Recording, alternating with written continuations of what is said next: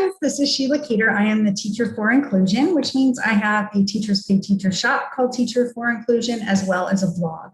I create videos for all things Teachers Pay Teachers, so if that's something you're interested in, then don't forget to hit subscribe. Before I get started today, I wanted to recommend a book that I just read. It's called Chillpreneur, chill like chill out, Preneur by Denise Duffield. And I highly recommend that you listen to it on Audible because she is very funny, very animated. She's from Australia. She is a millionaire entrepreneur who believes in working less to make more money. And she makes a lot of key points and gives a lot of advice. And it's a really great read. So I wanted to recommend that book for you. Today, we're going to talk about the description section, and not in the way that I have discussed it before, which was to actually write out the description and SEO, but we're going to look at the format of the description. And there's a couple of things that you can do to make the format look clean and organized, because we spend all this time on marketing and getting traffic to our resources. But then once people get there, sometimes the description can really be a turnoff as far as a resource goes, because I don't know about you, but I spend all this time creating a product. I go back and check and double check and triple check, and then I go to upload it and I am just done. So my descriptions, when I go back and look at old resources, my descriptions are terrible and they have errors and they look disorganized and they sound very flat, because at that point when I'm writing it, I'm just done. I'm over it. I should almost take like a day and go back and do that part. Maybe that's a recommendation. Take a day before you upload your actual product. But anyhow, so let's go ahead and take a look. There are a couple things you can do. And this is one of those things that you can do while sitting in front of the television. You know what I'm saying? Like there's some stuff that you need to do that requires a lot of concentration, like creating products, but this is one of those things you can do at night when you're just sitting there. So go to the front of your store and make sure it will automatically sort by your best sellers. So it will have your best seller first and then work its way down. Start with your best seller because you want to make sure that the ones that are getting seen the most are clean and organized and get you the most sales. Now, I have already started this process. I just started this morning. So I'm going to go to the second page because I've already cleaned up the first page. And I'm just going to click on one of these resources that I haven't even looked at yet, that I have not cleaned up yet, and just show you what you can do. Really simple, easy things you can do to make your resource more attractive. So you'll look at this and it looks like one big jumbled mess. It looks like kind of a lot to read, and some people may just click out and not even decide to read it. So some things that are really easy is, first, I would suggest that you have a snippet template where you always know what you're going to say. So I actually do have one, but this fortunately is not in my template format, so I can fix that. Furia by Yamil Said Mendez, novel study, and I would put in as few commas, quotation marks, grammar as you can for SEO purposes. So Furia, novel study, includes all lessons necessary for a successful English language arts unit plan. I just put for a successful unit plan. Then I put, this is an English language arts lesson for grades. This one in particular is for 9, 10, 11, and 12. I'm going to take this out.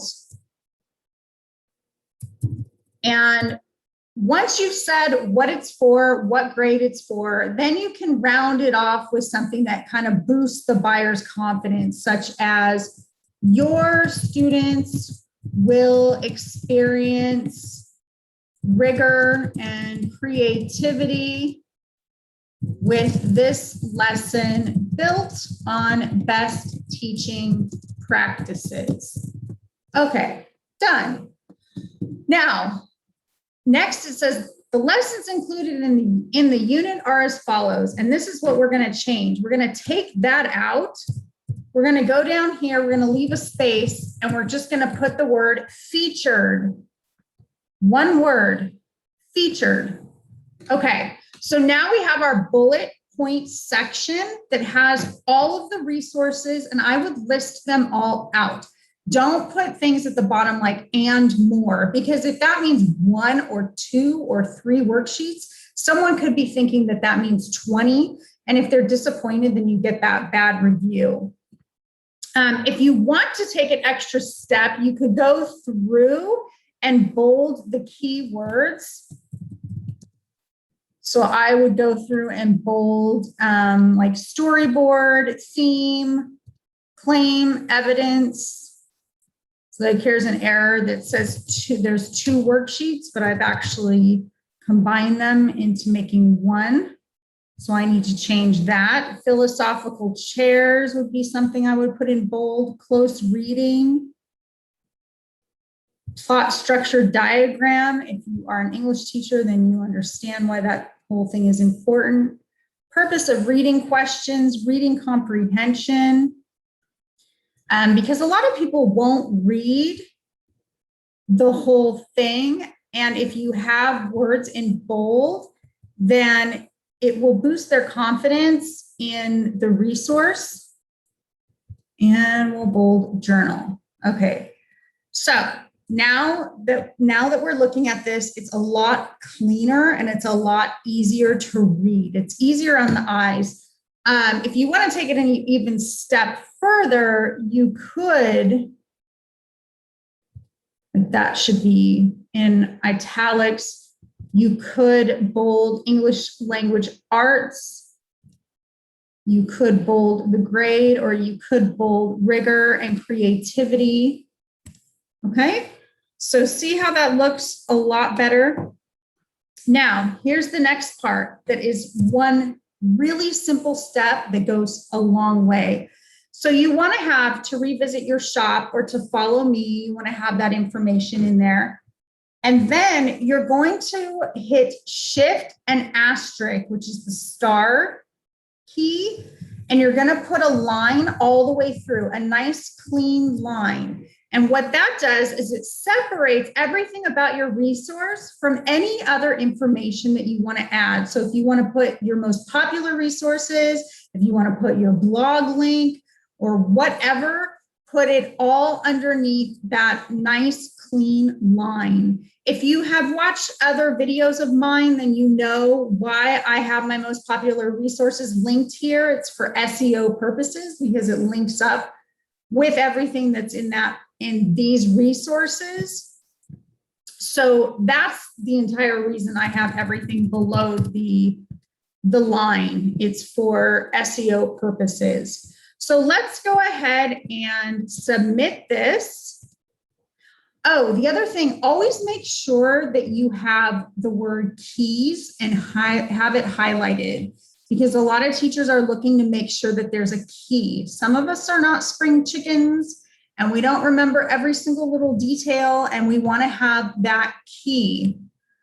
Okay. And I know that's in a specific section, but not every teacher knows that. Not every teacher is really familiar with the website. So if you look here now, we have description, we have the snippet, we have the bullet points that has everything that's in the product, and then we have that nice clean line that separates everything else. Okay, so those are just one of those easy things that you can do while you're watching TV, I hope that this was helpful to you and that you have time to clean up your resources. I hope you're having a wonderful summer. It is summertime here in sunny San Diego, and I will see you soon. Thanks. Bye.